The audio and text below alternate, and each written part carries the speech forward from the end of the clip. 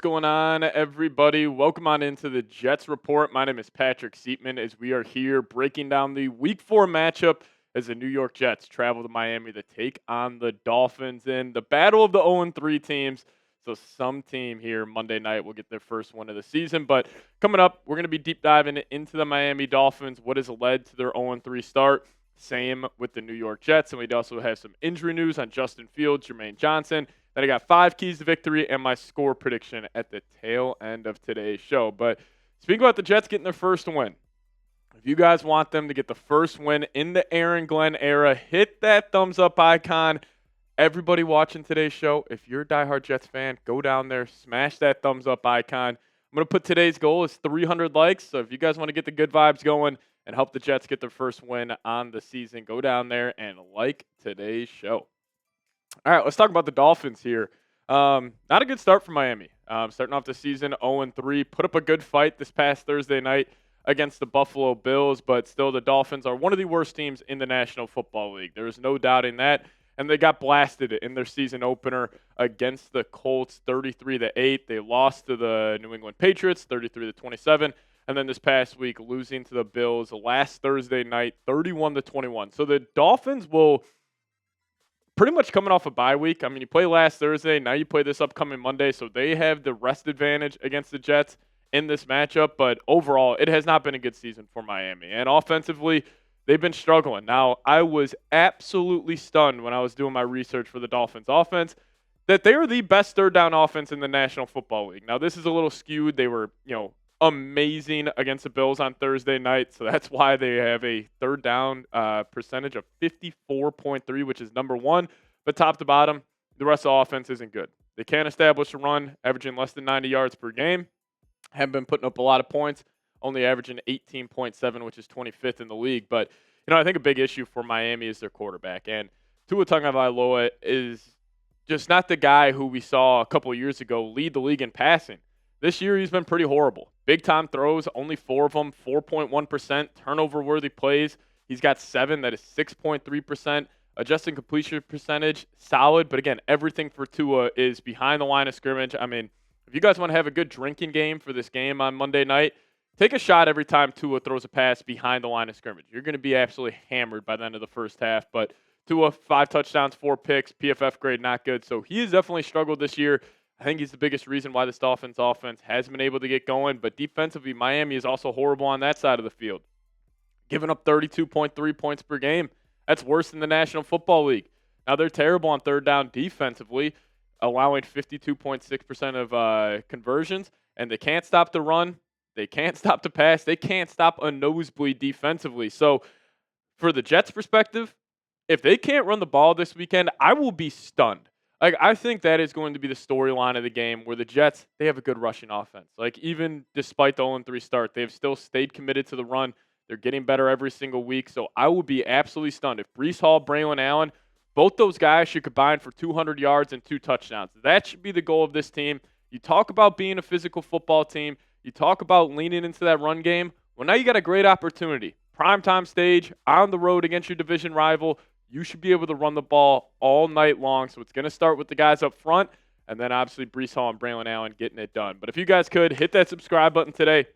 We're actually taking on our Dolphins Today show in a race to 100 subscribers. So if you guys want to help us out there, make sure you guys are subscribed to the channel. Hit that sub button today. We post daily videos around your New York Jets, so hit that sub button today. All right, let's talk about the Jets season here and what's been going on. So the Jets have had an interesting start to the year because obviously they're 0-3, but also the team's combined records that they have played are 8-1. Now, obviously, week 1 should have beat the Steelers at home, 34-32. Chris Boswell hits a 60-yarder to ice that game. Should have won that one. You obviously beat yourself. The Xavier Gibson fumble, missed tackles, the biggest reason why you lost week 1. Week 2, you lay an absolute egg. Top to bottom, terrible performance. They got blasted against the Buffalo Bills. Now, this past week against the Buccaneers, showed some fight late in the game, but still, majority of that game, you got outclassed by Tampa Bay. But still, Tampa's a tough place to play. Steelers, they're 2-1, even though I don't think the Steelers are that good of a team. Then obviously the Bills, probably the best team in the NFL right now.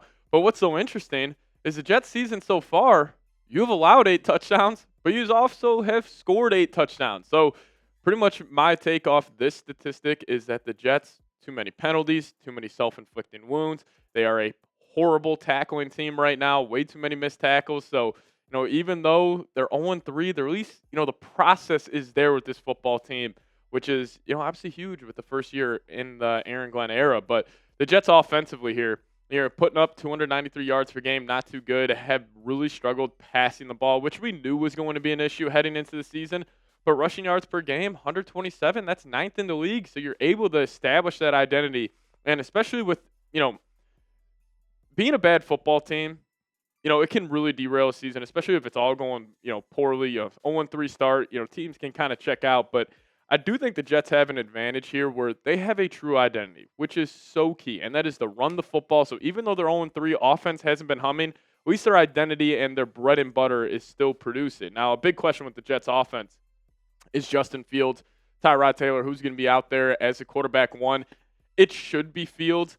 I'm assuming that he will be out there. Now, obviously, he suffered that concussion against the Buffalo Bills, so he had all last week. Now he's even got an extra day leading up to Monday night, so I'm assuming it'll be Justin Fields, QB1 here for this matchup. But again, we will keep you guys posted if maybe this concussion is a little more serious than we thought. But defensively for the Jets here, has not been good, at least compared to what our expectations were for this team, because we thought this team could potentially be a top 10 defense.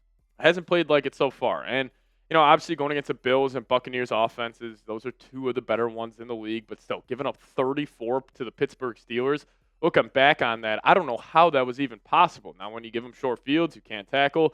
It obviously led to it, but I guess the only positive for the Jets defense, you've been pretty good on third down, which I always think third downs is a, more of a coaching stat than a personnel stat. So, got to give credit to Wilkes and Glenn for that one. But the Jets need this guy back.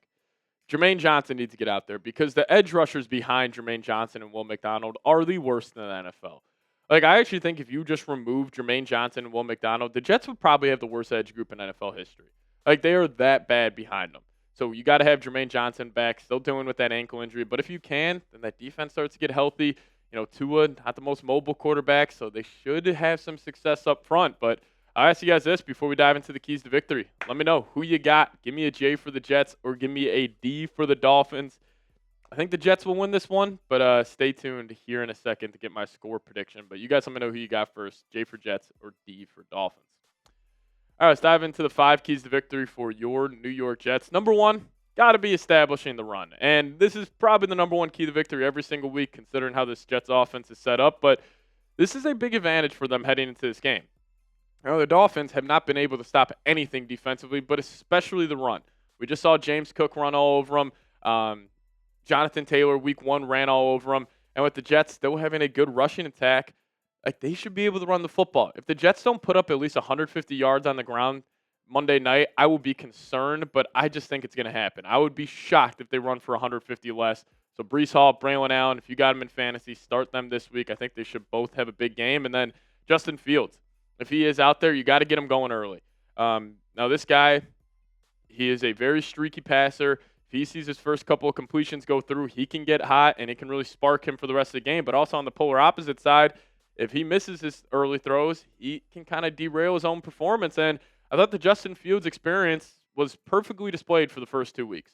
Week 1, the best EPA of his career per attempt, 0.68. Then he follows that up the next week with minus 0.58. So clearly a streaky player. You got to get him going early, and that's going to be on the offensive coordinator, Tanner Engstrad. But also number 3 for me, blue chippers got to play like blue chippers. And I mean this more defensively. Sauce Gardner, Quinnen Williams, Will McDonald, those 3 guys have to show up. And especially Quinnen on that interior. Because the Dolphins' offense, it's poor. They can't run the football, but if they can start to get the run game going, sets up their short passing game, then they can take a couple of deep shots. So stopping that run with Quinnen will be huge. And also, Jets just need the tackle this weekend. I mean, 34 missed tackles on the season is horrible. Because the defense, I still feel like their process is good. It's just all about finishing plays. Like, the DBs are getting mossed, but they're at least in the right position. You get a guy dead to rights, and you can't finish a play because you can't tackle. That can't happen this weekend. It kind of gets me to my 4th key to victory. You can't beat yourself. I think the Jets are the better football team. You lose this game on Monday night, if you don't play your brand of football, or if you just have these self-inflicted wounds, like we were talking about, the missed tackles, the penalties, that just can't happen Monday night against the Dolphins. And if it does, you're probably going to lose a brutal game. So I'll give you guys my score prediction here in just a second, but you just can't beat yourself this upcoming week. And I think lastly, for my final key to victory, I'm just going to go let the culture shine. And what do I mean by that is you have a team with the Jets who, even though they're 0-3, they're still bought into their head coach. With the Dolphins on the other side, it kind of seems like they had that last-ditch effort to show Mike McDaniel what they're all about, playing for their head coach, but they're just going in the wrong direction. And the Jets, even though they're 0-3, they're trending up, in my opinion, at least the vibes in that locker room. And if the Jets do win this game, this would be a culture win. Where you're coming in there, the Dolphins are not a physical football team. You want to be a physical football team, so stop the run, establish the run, and we should be good. But I think this would be a culture win for the Jets, and that's why I got them winning this game 23-13. I think the Jets defense is going to have a good performance, but overall I think there's just going to be ball control.